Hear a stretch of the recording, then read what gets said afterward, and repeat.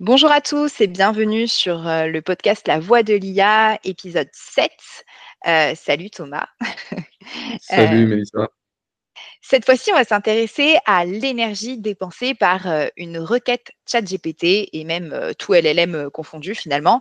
Il y a eu, Sam Altman, donc, qui est le PDG d'OpenAI, a déclaré il y a très peu de temps qu'en fait, une requête moyenne sur ChatGPT utilise environ 0,34 Watt-heure.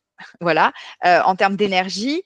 Est-ce que, donc en fait, il disait que c'était en gros un peu plus d'une seconde d'une ampoule, du fonctionnement d'une ampoule à haute efficacité, en fait, ou une seconde d'un four, enfin voilà, que c'était rien du tout finalement. Déjà, Thomas, est-ce que c'est vrai cette valeur? Oui, je pense qu'il a publié ça sur son blog. Alors après, c'est lui qui a les infos en interne, mais ça coïncide avec, comment dire, aussi une donnée partagée par Google, à peu près, à peu de choses près. En fait, Google annonce même une quantité d'énergie un peu plus faible, à 0,24.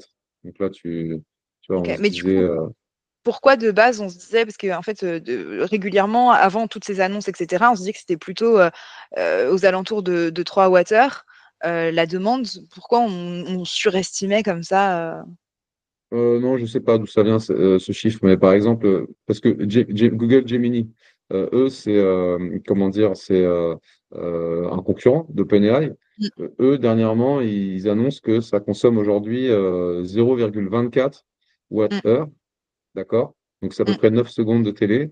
Et en fait, ça aurait baissé comment dire, de 33, enfin c'est 33 plus faible que ce qui existait il y a un an, tu vois? Ok, donc ça baisse. Donc en fait, ouais, donc en fait, ça baisse bien sûr par requête. Alors attention, pour une requête du même type, tu vois, donc la même question, sur un an, ça a été divisé par 33, tu vois, parce qu'il y a des progrès énormes qui ont été faits, aussi bien d'un point de vue software, donc le code, comment la question est analysée, comment on y répond, de plus Ouais. efficacement qu'avant, avec des modèles plus efficaces. Et puis aussi parce que sur le hardware, on s'organise un peu mieux. Donc le hardware, ce sont ces data centers où on va entreposer toutes ces puces informatiques, ces GPU, sont c'est comme ça qu'on les appelle, les GPU, qui sont des puces qui à l'origine d'ailleurs étaient utilisées dans les jeux vidéo pour faire tourner les images des jeux vidéo. Donc ce sont toutes ces puces là qui sont un peu mises bout à bout et qui tournent comme ça pour d'ailleurs dans un premier temps entraîner les modèles, mais après ensuite les exploiter. Donc ça consomme l'électricité, mais maintenant on sait un peu mieux les câbler. Les modèles de puces eux-mêmes, d'une version à l'autre, sont plus efficaces. Et donc, ça fait que pour une même demande, bah, voilà, en un an, voilà, on a divisé par 33 déjà la consommation en électricité. Alors après, ce qui est sûr, c'est que du coup, il y a plus de gens qui font ces demandes. Et puis aussi, on se met à faire des demandes plus compliquées, qui demandent plus de raisonnement et plus de force de calcul. Ce qui veut dire qu'en fait, au final, et ça c'est évident, même si pour une tâche donnée, en fait, Ok. le besoin d'énergie baisse énormément d'une année sur l'autre, en fait, comme on utilise de plus en plus l'IA, bah, la quantité globale d'énergie, elle, c'est sûr qu'elle explose. Ça, c'est une certitude. Ouais. Donc en fait, ce que tu es en train de me dire, c'est qu'on pourrait se dire, ouh, c'est génial, ça va te coûter de moins en moins d'énergie en fait de faire des demandes, mais vu qu'on en fait de plus en plus et de plus en plus complexe, finalement, enfin, ça va coûter de plus en plus d'énergie et dépenser de plus en plus d'énergie, voilà. Ex- Et ouais. j'avais Donc, aussi une le autre reste, question pour bien poser les bases. Est-ce que on est d'accord que une image, parce qu'en fait, on voit souvent, tu vois, il y a eu la mode des starter packs, il y a eu la mode des images qu'on générait un petit peu par loisir, voilà, parce que c'était un peu fun, etc. Et qui du coup ont donné des grosses vagues de génération d'images par ChatGPT. Est-ce qu'une image coûte bien beaucoup plus cher en énergie, dépense bien beaucoup plus d'énergie qu'une requête textuelle? Oui. alors oui, alors après, ça dépend quand même de la requête textuelle, parce que la requête textuelle qui va demander, par exemple, si tu poses une requête de base, non, bien sûr, l'image sera toujours plus compliquée. Mais si tu poses une question textuelle très compliquée qui se pose de faire une longue analyse et le modèle il va tourner plusieurs heures, tu sais, c'est d'ailleurs via le modèle payant le plus cher d'OpenAI, Mhm. il y a débat. C'est possible qu'à un moment donné, une requête consomme plus d'énergie qu'une photo de base, tu vois. Il faudrait voir. Mais c'est sûr que quand tu passes du texte aux images et puis demain aux vidéos, c'est sûr que ça va consommer toujours plus. Voilà. Alors après, par contre, je te dis, il va y avoir des gains tels que générer une photo l'année prochaine, c'est possible que ça demande moins d'énergie que générer une réponse textuelle il y a 2 ans, tu vois. Donc, Ok, parce que année après année, je pense c'est que ça. évidemment générer de la photo et de la vidéo, ça sera toujours plus sur une même année, ça sera toujours plus cher que générer du texte. Et encore, ça dépend de la recherche, c'est la recherche du niveau PhD, doctorat, fait faire des réflexions très poussées, etc., plein de vérifications. Ça peut être très énergivore. Mais bon, en tout cas, ce qui est sûr, c'est que pour une tâche donnée, plus le temps passe, plus on arrive à la faire en dépensant moins d'énergie. Mais le problème, c'est que tu sais, c'est la fameuse élasticité en économie. C'est que si le prix baisse ou si ça coûte, ça demande moins d'énergie et donc que ça coûte moins cher, parce qu'en fait, c'est corrélé. Moins ça demande Mm. d'énergie, moins ça sera cher. Par exemple, quand il y a eu ces pics de création de photos, il faut voir aussi que sur OpenAI, il était limité à quelques photos par jour. Après, c'était parce que pour l'instant, c'est OpenAI qui paye la facture dans la version gratuite.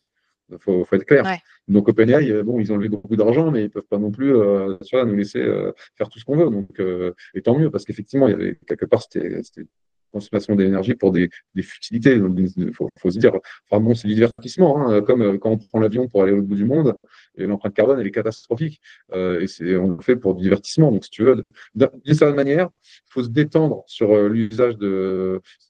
En fait, le problème, les gens, ils n'ont pas les bons repères en tête. Si tu es très sensible à ces sujets, à la limite, t'embête pas avec ton usage de l'IA, fais-toi plaisir avec l'IA, mais arrête de prendre l'avion, prends le train. Parce que sinon, je veux dire, si tu t'inquiètes de l'usage enfin, de la consommation d'énergie de ton usage de l'IA, mais que par ailleurs, tu prends l'avion de temps en temps, bah, tu vois, tu n'es pas cohérent. Donc, il faudrait remettre ça dans son contexte. Si par contre, tu es irréprochable sur Ouais. tout le reste et que ça, c'est un peu le point où tu penses qu'il faudrait aussi faire des efforts, ok, très bien. Mais globalement, voilà, par ce moment, on est dans le divertissement. Bon, tu vois, il y a débat. Et alors après, oui, toujours est-il qu'il faut demander ce qu'est l'utilité de l'IA plus globalement. C'est facile de prendre l'exemple futile de l'image qui sert à rien, mais l'IA, ça permet par exemple de faire des prévisions météorologiques plus précises que les Oui, anciens énorme. modèles et Ouais, pour beaucoup moins d'énergie. ouais, ouais. L'IA, bah, demain, si on a des voitures autopilotées, bah, les voitures autopilotées, en fait, ça fait moins d'accidents. Donc, quand tu as moins d'accidents, tu as besoin de moins d'énergie, moins d'argent pour réparer les voitures. Et puis, tu as, Les- surtout moins Ouais, de, c'est ça. moins de victimes. Donc, tu imagines le gain Ouais, pour c'est la ça. société plus largement, Ouais, hein. l'énergie. Bah, que ce Ouais, soit ouais. énergie, pollution ou même, tu vois, conséquences sociales d'avoir, tu vois, des accidents de la route, Mm. etc. Donc, l'IA, elle a des effets pervers, mais elle va aussi permettre à l'économie d'être un peu plus huilée. On va pouvoir optimiser, par exemple, le parcours des livraisons. Donc, du coup, on va dépenser moins d'essence, enfin, moins d'énergie pour les livraisons dans le monde physique, parce que Oui, le routage va être optimisé par l'IA, tu vois, plus largement. Tu vois. Donc, après, là, mm, je mélange, ouais. enfin, je parle de l'IA au sens plus général, pas que Dans le sens global. pas que les Ouais, langages, les modèles de langage auxquels on accède par OpenAI, ouais. etc. Tu vois. Mais voilà. Alors après, est-ce que c'est un problème en soi d'utiliser plus d'énergie? Bah, oui et non, parce que ça dépend. Est-ce que l'énergie elle est propre ou pas? Donc après, ils vont dire oui, mais même les énergies renouvelables, les panneaux solaires, pour les produire, il faut utiliser de l'énergie. Mm. Comment dire, les éoliennes, ça Jamais. demande beaucoup Mm. d'énergie aussi au départ pour les produire. Donc si tu veux, après, ouais, on peut être dans un débat interminable. Après. Mais si tu veux, globalement, si l'énergie électrique, pourquoi ne pas en utiliser plus pour utiliser l'IA qui va nous rendre service? Pourquoi pas? Tu vois, moi, je suis pas contre Oui, par en défaut, tu fait, vois. de ce que je résume, en fait, tu as vraiment l'usage loisir où là, tu dis, bah, en fait, libre à chacun. L'usage loisir, en fait, bah, écoute, si tu veux l'utiliser pour faire des photos, et bah, du coup, si tu veux être bien dans dans son mindset, on va dire, bah, tu qu'à moins utiliser l'avion ou des choses comme ça. Donc, ça, libre à chacun. Mais par contre, si on parle de l'usage de l'IA de manière globale, finalement, on dit attention, ça consomme de plus en plus d'énergie, etc. Mais finalement, vu toutes les économies que ça va permettre de faire à côté, on ne sait pas, c'est un peu complexe en fait, finalement. C'est tellement grand et c'est tellement à Ça. une échelle Bah, énorme en que. fait, ça va rendre toutes sortes d'autres processus plus économes en énergie. Euh, mais justement, comme ces processus seront plus économes en énergie, peut-être qu'on en consomme plus aussi, tu vois. Par exemple, Ouais, typiquement, la voiture autopilotée, elle dépensera moins, surtout électrique, elle dépensera moins d'énergie que la voiture à essence. Mais ça sera tellement un plaisir de se conduire partout que finalement, peut-être qu'on utilisera plus la voiture qu'avant. Et donc, au final, on va dépenser plus d'énergie. Alors oui, ça sera l'électricité, ça ne sera pas de l'essence qu'on brûle, mais on dépensera plus d'électricité, plus d'énergie au total, grâce à l'intelligence artificielle qui contrôle nos voitures. Et donc, est-ce que c'est un problème ou pas? de consommer plus d'électricité, bah, si cette électricité, elle est produite en brûlant du gaz ou du charbon, oui, c'est la catastrophe. Mais si elle est faite, cette électricité, en utilisant des énergies propres, c'est moins grave. Maintenant, c'est facile de le dire comme ça, mais est-ce que ça suit derrière? Bah, c'est pas évident, parce que là, ils sont en train de construire justement pour que l'IA puisse se développer, ils sont en train de construire des data centers, enfin avec Ouais, des puces, etc., dans de grands hangars aux États-Unis, mais ça, c'est très énergivore. Donc là, pour la première fois, les grands géants de la tech, ils se retrouvent à acheter même à faire du contrat avec des centrales nucléaires ou à installer des champs de panneaux solaires à gogo dans le désert, etc., pour pouvoir justement faire tourner leur data center. Ils ont un problème d'énergie là. Donc en fait, c'est la course contre la montre ouais. maintenant pour produire plus d'énergie, pour nourrir les data centers. Et je ne sais Oui, pas s'ils parce que vont pouvoir le faire assez vite. si j'avais bien compris, en gros, aujourd'hui, c'est possible de faire énormément de choses avec l'IA, même de créer des IA hyper intelligentes et tout, mais en fait, ce qui manque, c'est l'énergie au final, c'est Bah, ça? en fait, non, il y a plusieurs contraintes pour développer l'IA toujours plus. Il faut de meilleurs algorithmes, donc du code plus performant. Ouais. Ça, c'est lié aussi au talent. C'est-à-dire qu'on manque de talent aussi en IA, d'informaticiens vraiment de pointe, parce qu'en fait, ceux qui maîtrisent vraiment ces sujets, Mmh. ils sont quelques centaines. Et donc, c'est pour ça dire qu'ils s'arrachent à prix d'or. Vous avez peut-être entendu parler Ouais. de Meta, donc Facebook a essayé de recruter au prix fort parmi les meilleurs chercheurs. Il y avait même un, apparemment, on lui a proposé un package à 1 milliard et il a refusé. Donc en fait, Ouais. comme c'est les plus grands spécialistes, ceux qui sont les plus à même de vraiment faire progresser l'IA et lui faire passer encore un cap, comme ils sont finalement pas si nombreux que ça, hein, quand on réfléchit bien à l'échelle mondiale, quelques centaines, on se les arrache à prix d'or. Et donc c'est un des facteurs limitants. Donc il y a les talents. Du coup, conséquence, il y a les algorithmes qui ne sont pas encore aussi puissants qu'il faudrait pour ce qu'on voudrait faire avec l'IA. Il y a la donnée, donc le fait qu'on manque de données structurées exploitables.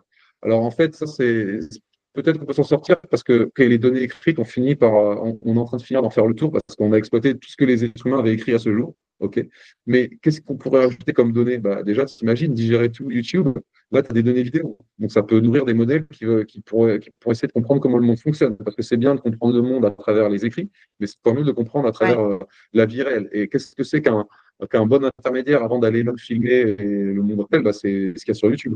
Mais l'étape ultime, c'est même d'avoir des espèces de robots en autonomie qui se baladent dans le monde réel et qui filment ce qui se passe. En fait, plus tu filmes, plus tu as de données, Pour tu vois. s'inspirer, ouais. Donc la Ouais, donnée, ouais, ouais, pour, la donnée, elle peut se collecter, ouais. créer.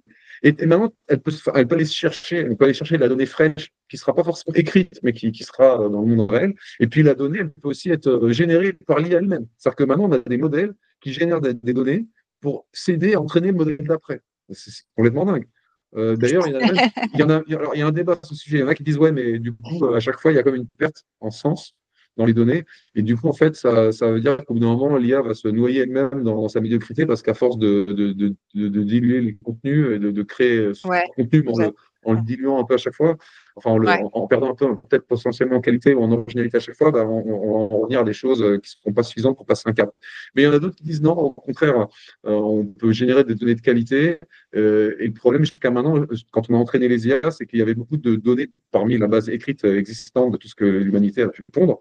Il y a beaucoup de données sans intérêt, tu vois, ou des choses mal écrites, ou même des écrits frauduleux, non, des données vraiment de qualité écrite, l'IA pourrait peut-être en générer et ça pourrait l'aider à progresser encore un peu plus. Mais au bout d'un moment, on sera peut-être quand même face à un mur et il faudra que l'IA elle aille explorer le monde un peu toute seule et là, il y a une infinité de données à les mesurer dans le monde réel. Donc les données, ça peut être un frein à voir. Et puis après, il y a évidemment l'énergie. L'énergie et les puces de Nvidia, là, Nvidia qui s'arrachent à prix d'or, etc. Ils n'en produisent pas assez. Mais Sam Altman lui-même, il explique au bout d'un moment le facteur limitant de l'intelligence, enfin le coût d'intelligence, ça va être le coût d'électricité. Parce que tout le reste, Oui, bah tu oui, sais, parce que une fois que tu c'est as cher, développé ouais. ton logiciel, oui, ça a coûté cher de le développer, mais au bout d'un moment, après, une fois qu'il est développé, il est développé. Et il ne coûte plus rien en tant que tel. Tu vois, puis en plus, il y a plein de boîtes de concurrence. Elles se tirent la bourre. Et donc, au final, tu vois, aujourd'hui, avec les versions gratuites, tu peux faire des choses incroyables. Et année après année, tu peux faire des choses toujours plus incroyables gratuitement. Donc, il y a la vraie valeur ultime finale, enfin le vrai coût final de l'IA, certains disent, dont c'est Altman, c'est le coût de l'électricité. Et donc on en revient à cette question énergétique et comment on fait pour que ce soit pas au détriment d'autres usages qui sont importants pour nous, bon, bah, en produisant plus d'électricité qu'avant, mais comment faire pour pas que ça pollue, pour pas qu'on tu vois, qu'on abîme Bah, encore qu'on plus notre pollue planète. 2 fois plus, quoi. Et Ouais, c'est ouais, c'est ça. Et ça. donc, évidemment, l'enjeu, ce serait d'y arriver avec le solaire, notamment, voilà, le solaire, les batteries, le nucléaire. Mais il y a des débats parce que pour fabriquer des batteries, il faut des ressources, donc des métaux. Et donc, ça veut dire qu'il faut aller miner. Et évidemment, quand tu mines des métaux, c'est pas forcément très propre. Est-ce que c'est durable? Alors bon, la différence, c'est que si tu mines des métaux pour faire des batteries, une fois que le métal il a été miné et que tu en fais une batterie, après, c'est facile de recycler des batteries. Tu vois, là, tu n'as plus besoin de retourner les miner. Donc, même à la fin de la vie de la batterie, bah, tu recycles tous les métaux, ça se recycle bien, tu vois. Donc, il y en a c'est pour ça qu'il y en a qui disent non.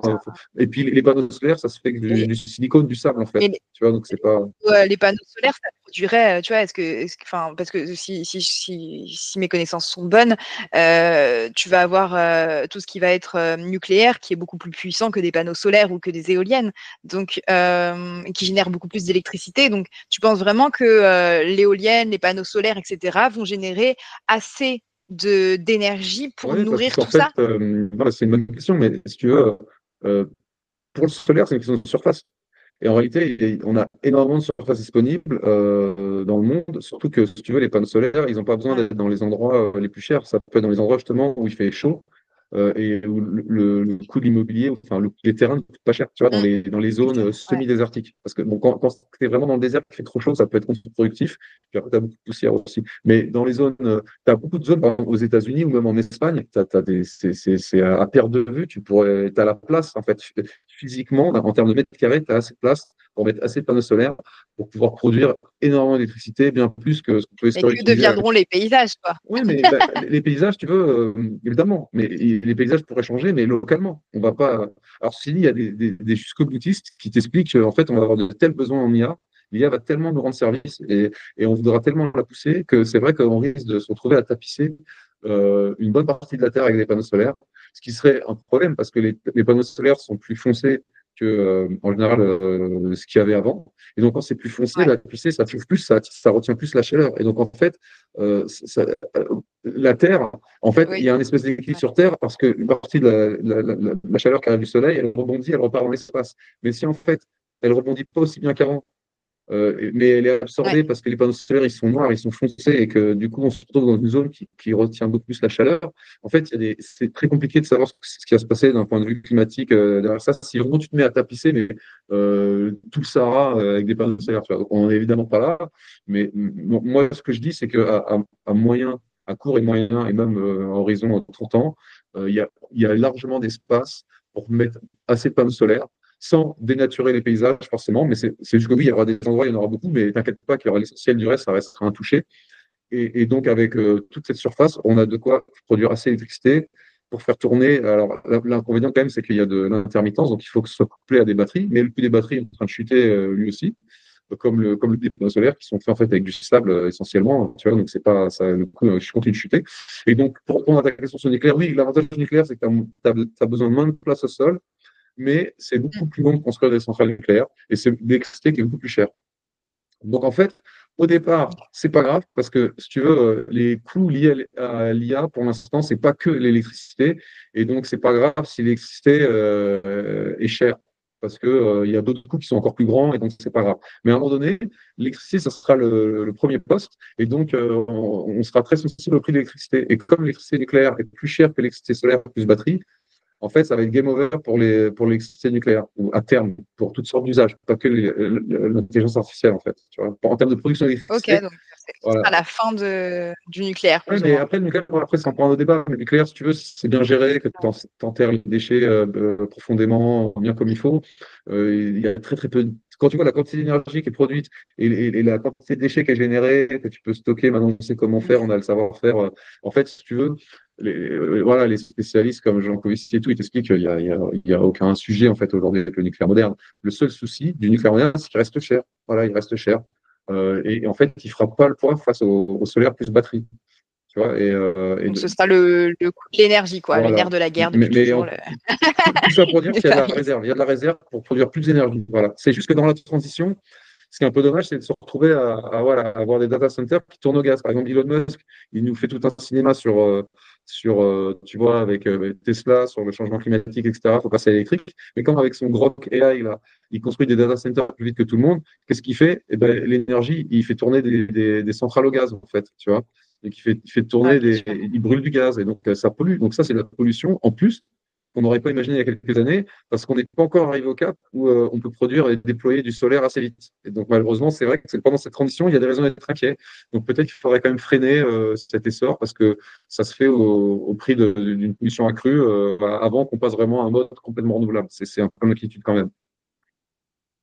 Ok, bah écoute, hyper intéressant. En tout cas, je pense que du coup, on a des pistes de réflexion. En tout cas, n'hésitez pas, vous, si vous avez envie de poser une autre question qu'on n'aurait pas abordée sur cette thématique, sur finalement le coût énergétique bah, de l'IA, qui est vraiment un sujet hyper vaste sur lequel on pourrait parler des heures.